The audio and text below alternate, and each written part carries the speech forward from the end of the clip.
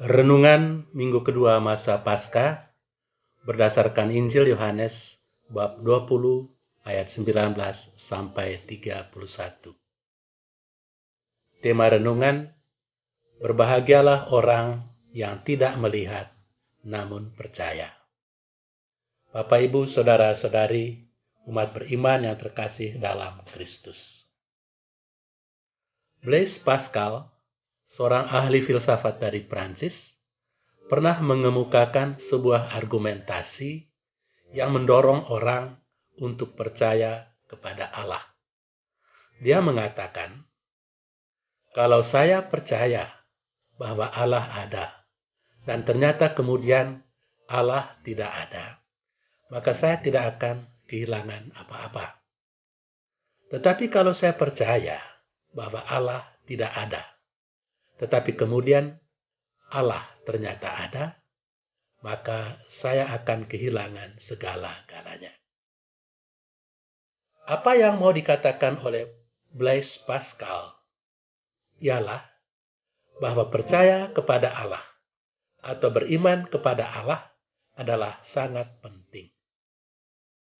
Tidak ada ruginya kalau kita beriman kepada Allah, walaupun kemudian memang ternyata misalnya Allah itu tidak ada. Kita tidak kehilangan apa-apa. Tetapi kita akan kehilangan segala-galanya kalau kita tidak percaya kepada Allah dan ternyata kemudian Allah itu ada. Saudara-saudari yang terkasih, pada masa ini manusia hidup dalam suatu era yang sulit dibayangkan sebelumnya. Kemajuan teknologi yang begitu pesat membawa manusia kepada kepercayaan diri yang luar biasa. Dia menganggap bahwa segala persoalan di atas bumi ini pasti bisa diatasi dengan kemampuan teknologi dan tidak perlu mengandalkan kekuasaan Allah. Banyak hal yang sebelumnya sulit dijelaskan dan dikembalikan kepada Allah, kini dapat dijelaskan secara rasional oleh ilmu pengetahuan. Kepercayaan diri manusia yang berlebihan itu membuat manusia sulit percaya kepada Allah. Orang-orang seperti itu membutuhkan pembuktian ilmiah mengenai keberadaan Allah. Mereka mendasarkan imannya pada perhitungan-perhitungan rasional.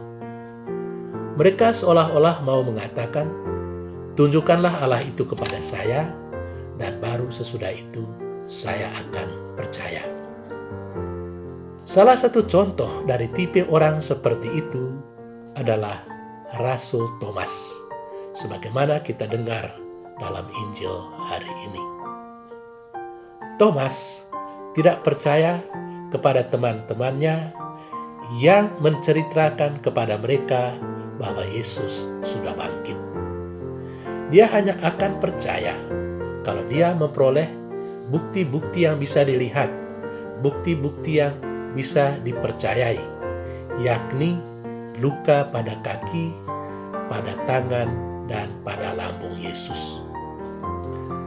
Atas dasar ketidakpercayaan Thomas itu, maka seminggu kemudian Yesus menampakkan diri lagi dan Thomas berada bersama para murid. Yesus menyuruh Thomas untuk memasukkan jarinya ke dalam bekas luka-luka Yesus karena ia membutuhkan pembuktian yang bisa dilihat dan bisa diraba. Namun Thomas tidak berani.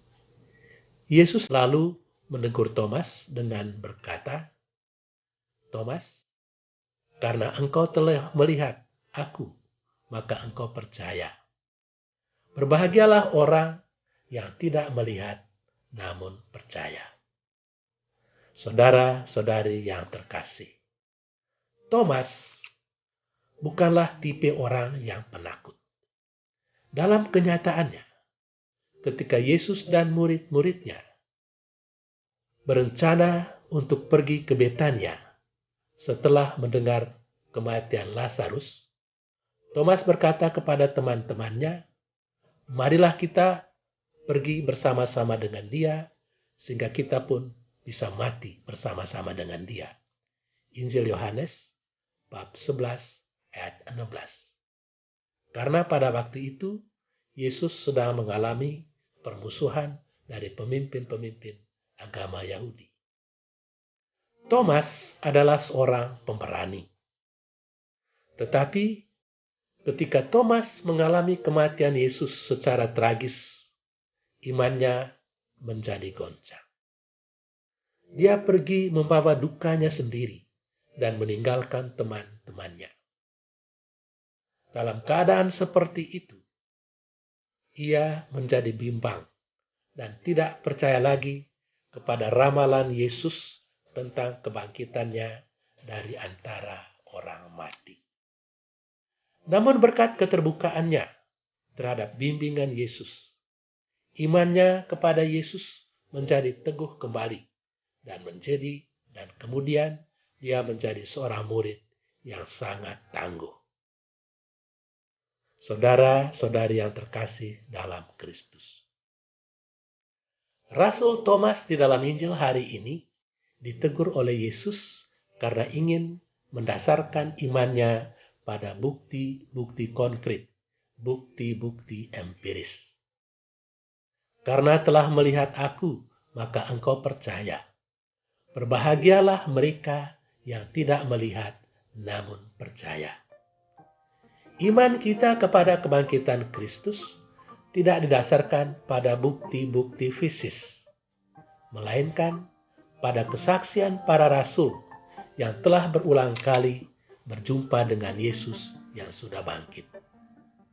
Iman seperti itu mengandaikan adanya penyerahan diri karena percaya bahwa Tuhan pasti setia pada janji-janjinya. Dalam iman seperti itu, kita juga percaya bahwa Tuhan tidak akan meninggalkan kita ketika pada saat ini kita mengalami situasi yang sangat sulit akibat serangan virus COVID-19. Karena Tuhan sendiri pernah berjanji, "Aku akan menyertai kamu sampai akhir zaman." Tidak selamanya mendung itu kelabu, kata Chrisye dalam salah sebuah lagunya. Pasti ada hari esok yang lebih cerah. Bersama Kristus yang telah bangkit sebagai pemenang atas maut, percayalah bahwa kita pun akan bangkit sebagai pemenang dalam perang melawan COVID-19. Tuhan memberkati kita. Amin.